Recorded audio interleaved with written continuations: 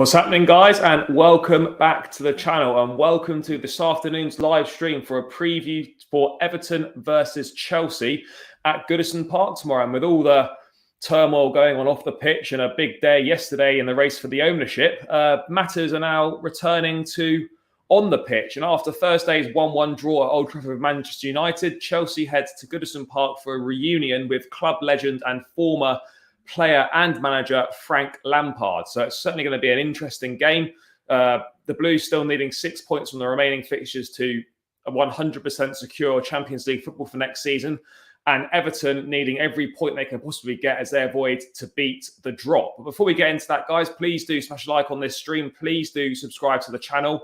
Aiming to hit 500 subscribers by the end of the season. So please do hit that subscribe button if you're watching or you're watching it back. It does really help out and I really appreciate it. But after tumultuous day off the pitch yesterday, I did a stream on it last night. So if you want my thoughts in detail on it, please go back and check that out. But just a couple of updates to go through before we get into the Everton game. Let me just bring this up on the screen now. Obviously, Todd Boehly was named as the preferred bidder by the Rain Group, but it's emerged this morning that Sir Jim Ratcliffe's last-minute bid for Chelsea SC has received serious consideration. Todd Boehly remains on course to buy the Blues, but there would be nothing to stop Chelsea bosses striking a deal with the Ineos chief.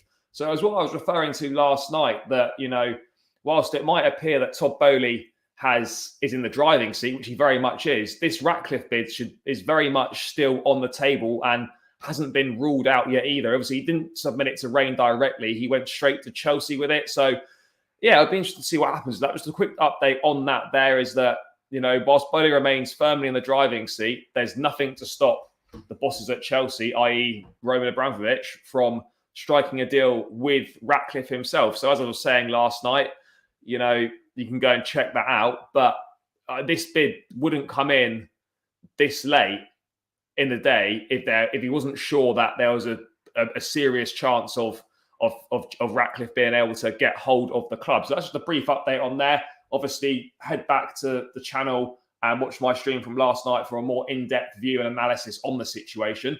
But back to footballing matters. And just like at Old Trafford, where we've not won for 10 years there and not won against Manchester United since 2017 in the Premier League, our record at Goodison Park isn't much better. And as Texas Blues saying in the chat, Charity FC to make another appearance tomorrow. Yeah, it's a distinct possibility. It really is. I mean, the most ridiculous thing I've been seeing on Twitter in the week is that, you've got people saying, I don't know if they're trolling or it's genuine beliefs, but saying that they don't care if we lose to Everton so that Frank can stay up. It's utter nonsense. It's ridiculous. It's like Arsenal fans saying, we don't mind if we lose to Palace because Patrick Vieira's in charge. It's utter nonsense. We need the points.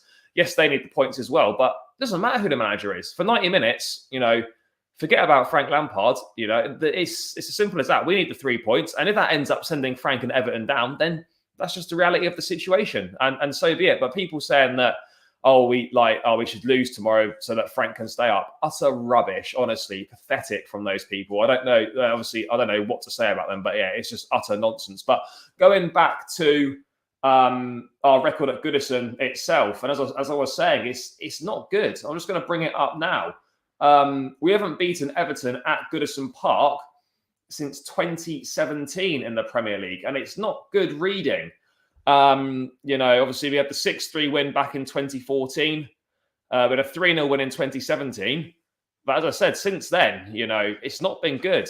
We've lost a few there. We've lost the last 3 visits. We lost the last 3 visits there, scoring 1 goal. So the record is the record's poor. And it's a hard place to go to, Goodison. It really is. The atmosphere is going to be rocking there.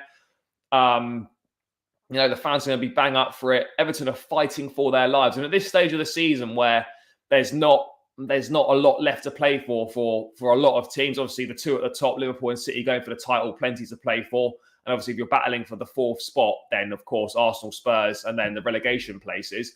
But other than that, a lot of these teams now haven't got an awful lot to play for. And, one of the worst things you can really have is that at this stage of the season, going up a team that is got something to play for. And Everton have got so much to play for. They really do, they're in the relegation zone. Like, I lost tomorrow, and they could virtually be, well, not virtually, but they could be on the verge of being relegated. So it is going to be a really tough game. And as up on the screen there suggests, the record we've got there is really poor. It really is. So hopefully that can change. But again, Charity FC struck again on Thursday night, where we actually played pretty well, but we just couldn't finish, which is the story of our season. Heading on to Goodison on Sunday, where, as I said, no wins since 2017. I don't know how confident I feel about this. It's a really tough one. Really tough one. I mean, all records do have to end at some point, and we will obviously win at Goodison Park again. But I don't know. They just got a feeling around it that potentially we could maybe be in trouble here, possibly. But let's hope that isn't the case. But yeah, it's gonna be interesting. It really is. I don't know what to expect. I mean, Lampard himself, when he was speaking in his presser on Friday, he was asked about what it's like to, what it would be like to play against Chelsea. I think this is the one here. If I get this up right. Yeah, Frank Lampard on whether facing Chelsea means more to him. He's like, I don't think so. Chelsea is always a big part of my life. 13 years in my career as a player, 18 months as a manager. Nobody will expect me to feel differently about the club. That's not the only part of it this weekend. My thoughts are with Everton. My only thought is preparing the team to win the game. That's what every person at Chelsea will expect me to do. I'll focus on that. So yeah, obviously Lampard fully focused on the task ahead. Yes, it's going to be, it's going to be it might be emotional for him. I think the first time he's faced Chelsea since, obviously, it's the first time he's faced Chelsea since being sacked by the club last January with Thomas Tuchel replacing him. So I think, don't get me wrong, like the fact he won't say it, but yeah, there was something burning away at him inside that, do you know what? He'll want to definitely get one over on us, to be like, just, you shouldn't have sacked me sort of thing. He will be 100%. He would want to win this game anyway, but it's got an extra bit of spice in it for Frank as well. But yeah, I mean, obviously great association with the club. And actually on this day in 2005 was the day where Frank Lampard scored 2 goals away at Bolton, which won us our first Premier League and our first league title in 50 years. So, yeah, it's going to be a great occasion to obviously see Frank again and stuff. And for everything he's done for the club, he'll always be a legend. But, make no mistake about it, we're there to win. There's going to be no handouts, no gimmies, despite the fact we are Charity FC. That it's, the win is so important for us. The sooner we can just get these 6 points on the board, we can then kind of forget about the rest of the Premier League games and just fully focus on the FA Cup. But, these games leading up to the FA Cup, it's important we go in with a head of steam, on the back of good results. We don't want to be losing. We don't want to be losing games heading into the cup final. Liverpool relentless. Another win today, just now, 1-0 against away at Newcastle, a very informed side. So, they're doing. I'd love to just get this up. Ollie, cheers, mate. Really appreciate that. Thanks for your support. Lampard was the reason I started supporting Chelsea. Yeah, look, Frank as a player, honestly, unbelievable. Absolutely phenomenal player. He's so much to do with the recent success of the club. I mean, him, Didier, JT, Petr Cech, those 4 guys were, probably Chelsea's 4 greatest players in the history of the club. I mean, I don't think that's too far-fetched a thing to say. But yeah, I mean, the impact that Frank Lampard's had on Chelsea Football Club is massive. But on Everton themselves, obviously they desperately need the points, as I've said. I'm really surprised at how poor they've been. They're awful. They are so bad, which leads me to believe that, of course, Chelsea in town, when a team's on a bad run of form, they might pop up and get a result. But I'm surprised, obviously, in that they had Rafa Benitez at the start of the season. Wasn't a popular appointment. I think they won their first 3 games and they obviously went on a terrible run. Benitez was replaced. Lampard came in. I think he won his first couple of games. And then since then, it's just like, the new manager bounce as such has kind of worn off. I'm not really sure if it was even there, to be perfectly honest. And already in Frank's early managerial career, he could be facing a relegation. It's a distinct possibility. So it's so important for him as well for his managerial career that, he manages to keep Everton up. But yeah, it's going to be a struggle for him. I really do think it's going to be a struggle. And I know it was the overwhelming, choice to be Everton manager from the fans. But I'm kind of surprised he took it. I really am, because knowing, how badly the club's run, amount of money they've spent for so little success on the pitch, players not working, not gelling. It's just been a disaster, Everton, this season. It really has. I mean, and it makes it all the worse that we've dropped points to basically their reserve side at Stamford Bridge when Rafa was still in charge earlier on this season. That was, again, a really poor performance from us to allow Everton to get a point with their B team. RD in the chat, feel bad for him. Tough task. Yeah, it is a very tough task. Let's make no mistake about it. Whether they'll stay up or not, I'm not sure. But we need to make sure that we're not giving away any handouts, despite his affiliation with the club. It's really important we don't. And as I said, we need to knock these 6 points off as quickly as possible, and then we can just fully focus on the cup final, because let's be clear now, the cup final is the main focus now for the rest of the season. That's what the season rides on. The rest of these Premier League games, yes, we want to win them, but I'm very much results FC over performance FC on the rest of the season. Just get the results in the bag, just get the job done. I don't care how we play. I don't care if it's a scrappy goal and it goes in off anyone, just as long as we win, that's the most important thing now, and we can just reset, focus on next season. But yeah, we need to ideally get that FA Cup in the bag. Really important to get that one secured. So it's important that we, head into that final in a couple of weeks' time now on the back of a good run of form.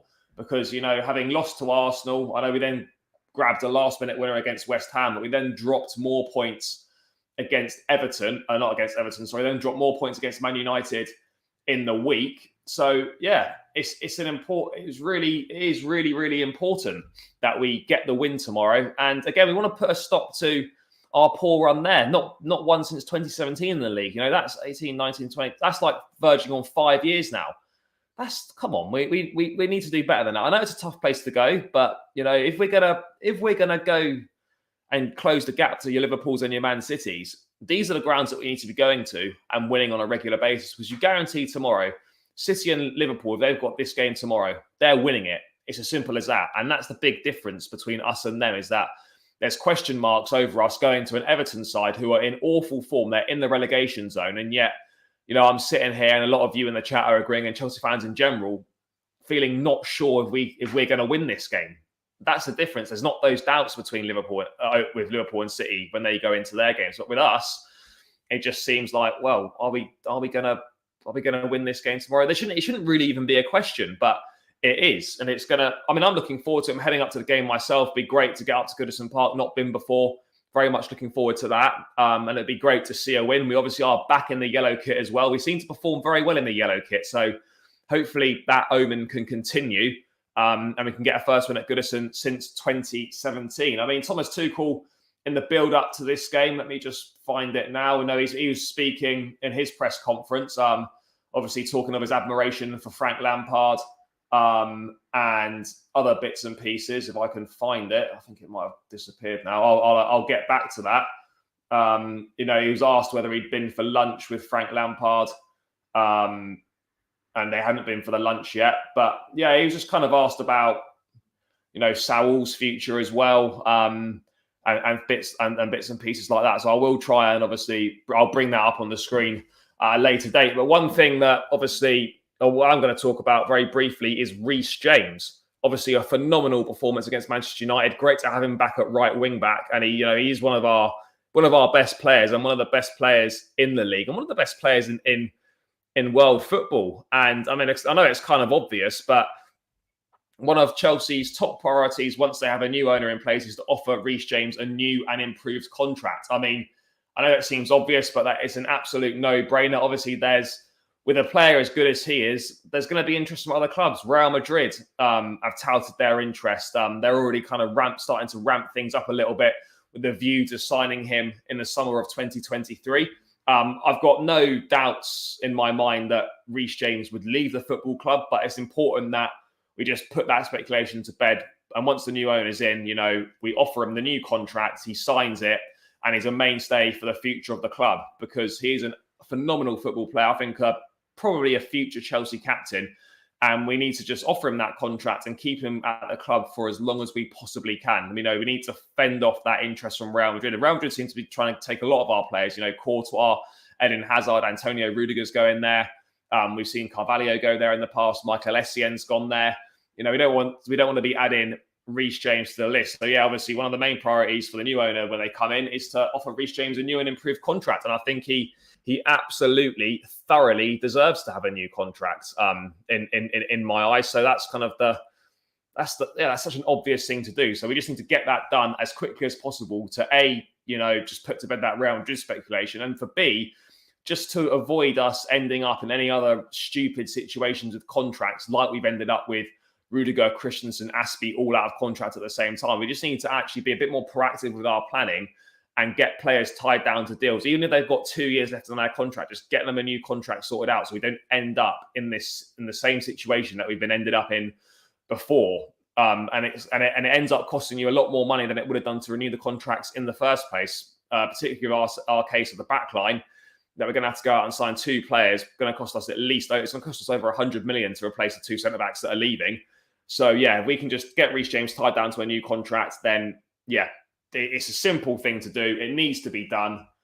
So let's hope that let's hope the new owners do that. And hopefully that'll be announced soon as well, because we don't want that to be dragging on. We don't want it to be dragging on too much longer. We really don't. But yeah, I mean, I'm not sure how I feel about tomorrow. It's a really difficult one because we're not playing that well. If you look at it, we were poor against Arsenal. West Ham, the performance wasn't great, but we got the result. And then obviously against Man United, the performance was really good, but we didn't get the result. So it's very much a mixed bag with Chelsea at the moment. You're not entirely sure what you're going to get. And one of the big things is the attack going to fire? Because we've defended quite well recently, obviously Arsenal game aside. The midfield doesn't seem to be too bad. All right, yeah, there's a few errors in there, but it's at the top end of the pitch where we struggled all season for consistency, and just consistency in terms of form from the forward players and consistency in tucking away chances. The amount of chances we miss are ridiculous. I mean, I know we're not the most creative side, but we do create a fair few chances for a team that does seem to lack a bit of a creative edge. I mean, how we could do with someone like a Cesc Fabregas or a prime Juan Mata, I mean, it would just be phenomenal. Or if we or we still had Kevin De Bruyne on our books, and that kind of caliber of player that we could really do with someone that can just unlock a defense. That's what we really struggle with, particularly when we go a goal down. It's very hard for us to get back into games because we don't seem to be able to break down teams. And, we haven't really got someone that can thread a pass like a Fabregas can. And someone that's just lethal, one chance, one goal, like a Karim Benzema, like Cristiano Ronaldo the other day. I mean, I'm not really sure. This is obviously a bigger issue, that the attacking third of the pitch. I'm not really sure how we can address it. I just don't know what we do. For me, it very much goes back to, I just think we need a complete reset on the scouting and the way we scout players, the kind of players we're scouting, and the profile of player as well. Because it very much seems to me at the moment that we're just not researching this. We're like, right, this guy's scoring loads of goals in X League. Let's bring him in. Without thinking about adaptability to the Premier League. Does he suit the system, etc.? Like with Lukaku, none of us were complaining about him being signed, but now that we're almost a season in, I know it's hard to write someone off after a season, but you look at it and you think, well, who signed that off in terms of, who looked into, is he going to fit the style of play? Is he going to suit the system? Does he suit what Thomas Tuchel's trying to do? And the answer to all those questions is probably no, which makes it all the more baffling, why it was signed. We've got to change the way that we look at signing players, basically. Go for more Premier League proven players. Maybe stop spending such large sums of money on kind of well-established stars and look for ones maybe slightly more under the radar. With Chelsea, it seems to be that the signings that have, cost a little bit less money, maybe under the radar, have been our most successful ones. But yeah, I mean, I was reading an article from Simon Johnson, I think, in The Athletic earlier in the week, saying, that Chelsea have spent nearly £300 million since we last won the league looking for a regular goal scorer, and they're still not any closer. And that's quite damning on the club and the recruitment process. The fact that we spent £300 million since 2017 when we last won the league, and we're no closer to finding a regular goal scorer. And it's not just like, oh, look, find the number 9 that will score you 20, 30 goals. It's regular goal scorers across the whole front line. The two teams we're chasing, they haven't got one player that scores like obviously I know Mo Salah scores a lot of goals, but he's ably assisted by the likes of Jota, the likes of Mane. City share the goals across that front line as well. Not only have we not got a goal scorer, we also the players across the forward lines don't chip in with the goals on a consistent enough basis either. So it's finding a goal scorer, but it's also finding attacking players that will contribute at least 10 league goals a season. And to think that, we've got the likes of Kai Havertz, Christian Pulisic, Hakim Ziyech, Timo Werner, obviously Callum Hudson-Odoi injured at the moment. There's a lot of depth there and a lot of players who are talented and have got ability, but you wouldn't back any of those guys to score 10 Premier League goals in a season. You just wouldn't. And, that's not even asking for very much. 10 goals for a club like Chelsea in the Premier League, where we're going for big titles, fighting for all the trophies. And we've got no one across that front line that's going to give us 10. Lukaku's not done it. Havertz has not given us 10 in the league. I don't think Mount might have actually just given us 10 in the league. But just Mason Mount, I think he's on 9 or 10, just about giving us 10 goals in the league. Pulisic's not done it. Havertz hasn't done it. As I said, Ziyech has not done it. Timo Werner's not done it. Werner's not even got 10 goals for us across 2 seasons. We might just have 10 now. This is not good enough. This is not good enough for Chelsea Football Club. And it's why we're so far behind because, for the example with Liverpool and with City, the way they identify players, as soon as players sign, all right, it might take a season for some players to settle in at City and get used to Pep's way of playing, but they almost always work. You look back at Manchester City's recruitment in the attacking areas.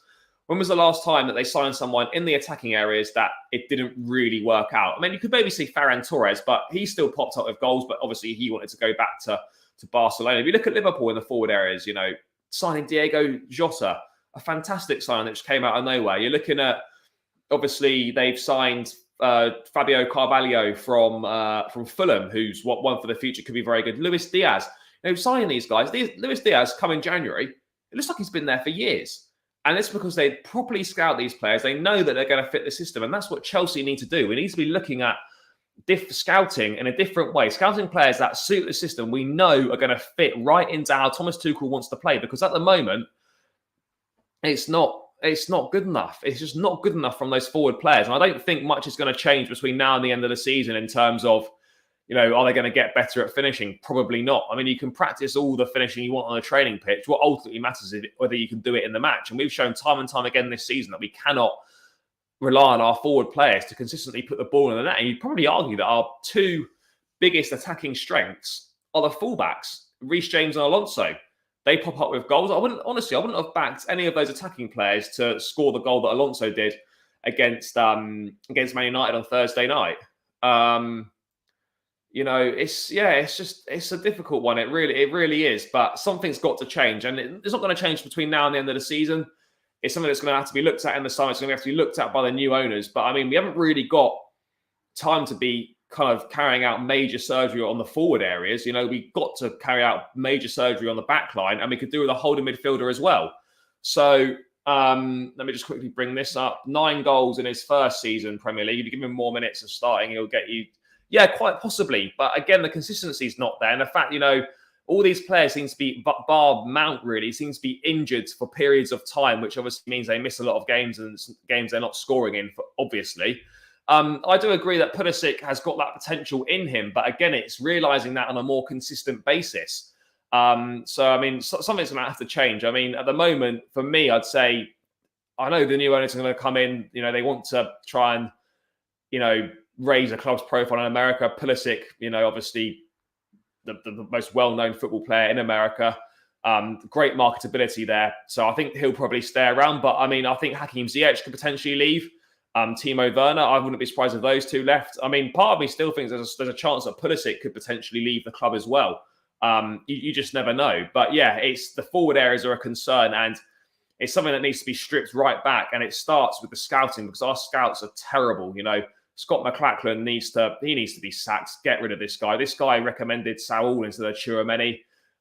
That's a sackable offence in itself. So yeah, the scouting's got to change, and we've got to recruit in a different way and recruit players that have actually been looked at properly, and we know are going to have a high chance of being successful at the club, that they fit the system and they fit the way in which Thomas Tuchel wants to play. And that's the way we've got to go forward. And that's the only way that we're going to close the gap is by recruiting in a much better way, because otherwise we're just going to fall further behind, and we can't afford for that to happen. I'm not saying we're going to transfer the title next season, but we must close that gap.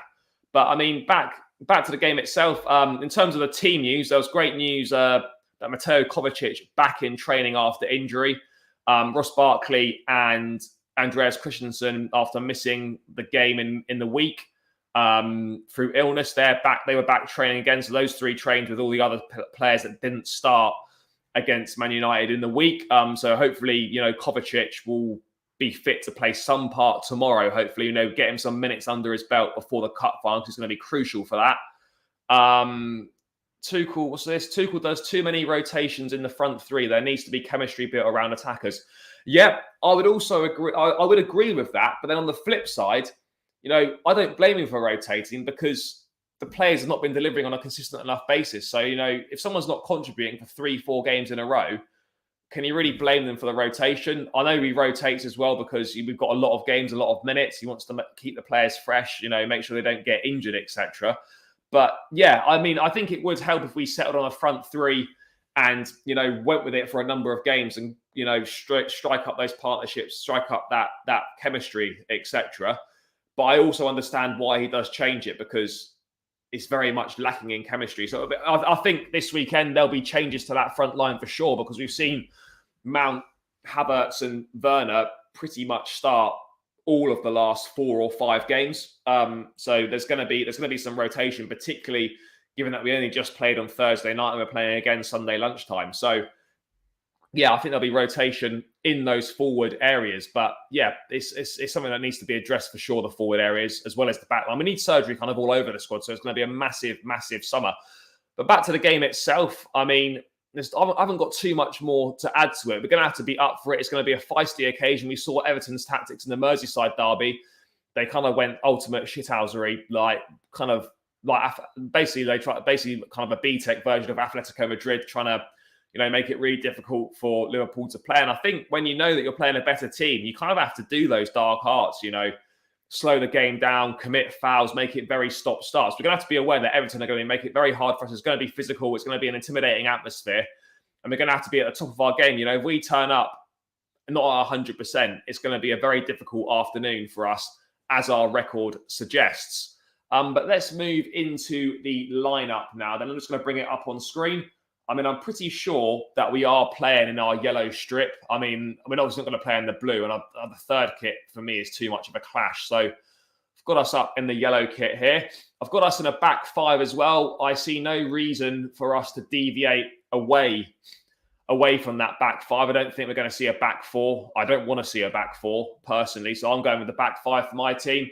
And obviously, Edouard Mendy in goal. Last season, he made a poor error there that gave away I think we did lose last year, yeah. Yeah, we did. Gave away the penalty, and we lost 1-0. So hopefully he'll have a better second trip to Goodison Park, because he obviously gave away the penalty and we lost that game 1-0. So Mendy in goal. My back three, well, 2 of the back 3 are very obvious. It's going to be Rudiger, who is now kind of into his last few games as a Chelsea player. I've got no problems playing him. Always gives 100%. And he's one of our best, if not our best defender. And this man, Thiago Silva, is also going to play. I think, again, having said he'll make rotations, we haven't got a midweek game next week. So I think he can afford to go a little bit stronger than he might have normally done if we had had another game in the midweek. But I think we've got a clear week next week, and we don't play until the following weekend. So that's going to help us. In terms of the right centre-back then, this is a tricky one. We saw Azpilicueta there in the week. We definitely won't see Reece James there, but we may well see Christensen or Chalobah. I'm really not sure who we're going to see, but for me, I don't know if I'd go with Aspie or I don't think I'd play Christensen. I'm going to stick with Aspie. I think the back line is going to be unchanged. I really do. I think it's going to be unchanged. I'm going to go. Well, I personally go unchanged. I'm going to go with Aspilicueta there, and then the fullbacks for me. Obviously, don't need to say too much about Reece James. Absolutely superb. And then Marcos Alonso, who seems to be in a bit of a purple patch of form at the moment. But again, he's playing a lot of minutes. And I think, if we can get this game wrapped up pretty early, then expect perhaps the likes of Alonso to potentially be subbed off, in that situation. So he can have a bit of a rest because he's literally playing all the minutes at left wing back. I go James and Alonso at wing backs. I've gone Rudiger, Thiago Silva, and Aspilicueta. I mean, there's a slight chance on maybe Chalobah. I don't think Christensen will play, but we'll have to see. Now, the midfield is interesting because he went with Jorginho and Kante in the week, I think, giving Ruben a bit of a break. I think Jorginho didn't actually play too badly in the week. Kante, not so bad either. For me, I'd like to see Ruben play in this game. So I'm going to go with Ruben as one of my two. And I'm going to go alongside him. I'm going to go Jorginho. I'm going to go Loftus-Cheek and Jorginho. I think Kante could perhaps benefit with a rest. I know there's no game in the midweek, but he's played a lot of minutes recently, and we want to keep him as fresh as possible. And he can be a player that we can bring on. I just think Ruben's physicality in that midfield, it's going to be a physical battle in there tomorrow in the middle of the park. And we could do with Loftus-Cheek's physicality, his strength, the way he breaks up play, the fact that he can drive with the ball. Whilst we've got no Kovacic, I know he's back in training, but I'd be very surprised if Thomas Tuchel threw him straight back into the lineup. I think Kovacic, if fit enough, will feature from the bench. So I'd go with Jorginho and Loftus-Cheek in there for those reasons. But again, if Kante plays, I haven't really got too much of a problem with it. Now, this is where it gets interesting. We've not seen Hakim Ziyech for a while. Christian Pulisic doesn't seem to be playing that often from the start. Kai Havertz has played a lot of minutes. I still think Mason Mount will start this game. I really do. I think Mount will start because he seems to start pretty much every game at the moment. Yes, we don't want to burn him out, but again, he'll have a full week to recover after this game. And again, we can always sub him off if we need to. And he's been our outstanding attacker this season, the most consistent one, approaching 30 goals and assists for the season. So it's a phenomenal season for Mason Mount, really increasing that output, which is great. So, and he presses from the front. He's full of energy. And yeah, he'd be in my side. Now, these other two positions, I would make two changes. I called for it against Man United, but it didn't happen. I would play Christian Pulisic from the off in this game. Goodison, a little bit like Stamford Bridge, the pitch is not the widest. It's quite narrow. And I think we could do with Pulisic's ability one-on-one. He's a good finisher as well. So, and he does carry a goal threat. So I think that we're going to see Mount and Pulisic. For me, I'd like to see that. And then up top, I know it's been Kai Havertz recently, and Kai Havertz has been speaking in the week. I won't bring it up on screen. I'll just read it out because otherwise I'll have to cancel off that thing. Kai Havertz was asked, if he was playing in his best position. His response was, I would say yes and no. I played a lot of positions in the last couple of years.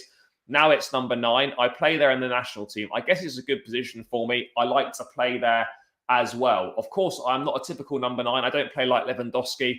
I like the position and I like to be creative, be in the box, score goals. I have a lot of other strengths as well, not only number 9.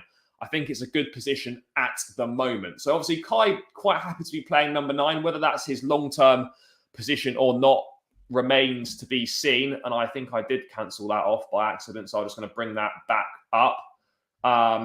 Let's get that back up now. So I wouldn't play Kai Havertz though tomorrow. He's played a lot of minutes. He did miss quite a few shots. He missed a couple of gilt edge opportunities in the week. He's not been in the best of form recently. He had a fantastic March, but April's been a bit lean for Kai Havertz. The performances have not been awful, but they've certainly not been what they were. And I think Romelu Lukaku will get the nod tomorrow again at another one of his former clubs where he scored a lot of goals at Everton.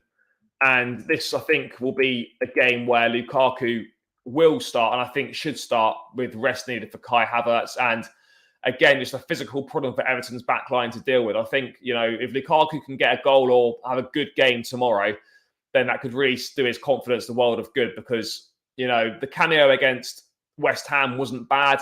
Against United, it wasn't great, if we're being perfectly honest. So I think, you know, Lukaku will get an opportunity from the start tomorrow, and he does need to turn up. You know, it's about time he started delivering, whether that's, you know, he just needs to contribute to the team, get more involved in the play. If he needs to drop deep to get the ball because he's isolated, then do that.